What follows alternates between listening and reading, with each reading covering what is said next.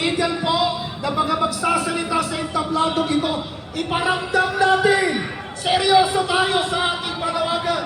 Accountability, transparency, justice. Ulitin natin mga kapatid,